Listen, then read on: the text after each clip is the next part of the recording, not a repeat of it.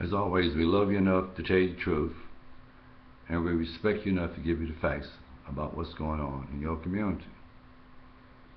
We'd like to share two situations with you. The first situation we'd like to talk about is voter ID. Be it the Republicans and their initiative to have voter ID laws implemented around the country in various states to prevent people from exercising a basic right of voting and being involved in the political process to elect leaders to represent their best interests. That's the way we do it in a democracy.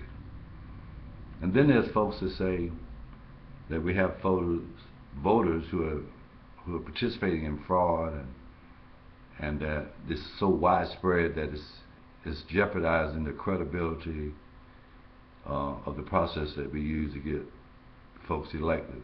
Most people don't buy that.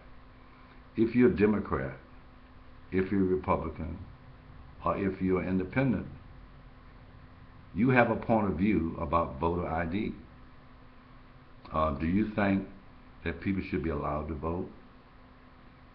If so, do you support voter ID, or do you want some mechanism in place that ensure everyone that proves that they're a citizen or they live in this country, that they will have a right to vote, and we should support that and be inclusive about what strategy that we put in place to protect the integrity of the voting process. The main question on this is, what are you doing to support voter ID laws or to oppose voter ID laws? To do neither is bad. Now, if you support voter ID laws, go for it, make it happen. If you're against voter ID laws, good, go get active, go fight it, and that's what the process is about, fighting for what you think is right and wrong.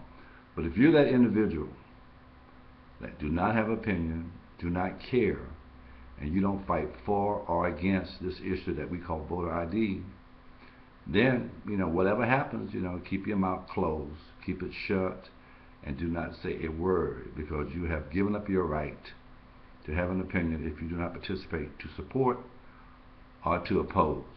Now, the second issue we have, and I read a black magazine the other day, when you go to Philadelphia, you go to Chicago, you go to Atlanta, Jacksonville, and a lot of urban areas that have a large population of African American black folks, the hood, and you see that in those communities that black men and women do not own the hair salons, do not own the restaurants, they do not own the liquor stores, the small businesses. Black folks work there and they spend all their money there, but they are not the owners of that, and that is a extreme problem all over this country, because we've taken ourselves out of the position to create more businesses and to hire more employees and to hire folks within our community and give them opportunities and teach them the same skill to produce more goods and services and to increase the number of folks that own their own businesses. I don't know why that's happening. I can tell you this: a lot of Indian folks, a lot of Hispanics, a lot of Chinese, Koreans, all of those folks, they know how to come to our neighborhoods and open up small businesses and make a good profit on providing services and goods to us, and they know how to hire us to work for them, and they know how to manage us. And if you participate in that kind of system, what would stop us from coming together? If three cooks are in the kitchen, they all been cooking there for a decade, what would stop those three cooks from coming together and starting their own restaurant? Why can't they get a building and some equipment and a business plan and an accountant and a financer and start their own business? That's the question that we have for you.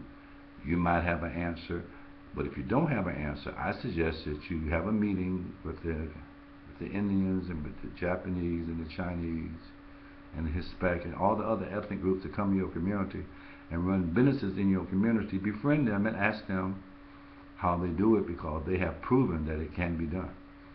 And we have proven, if you read history, that we have done it before, but we choose not to, we are unable to do it now, and that's the problem that's before us. And I suggest that you go about investigating that and doing some research so we can get back into the business of being in business. And as always, we love you enough to tell you the truth, and we respect you enough to give it a fact.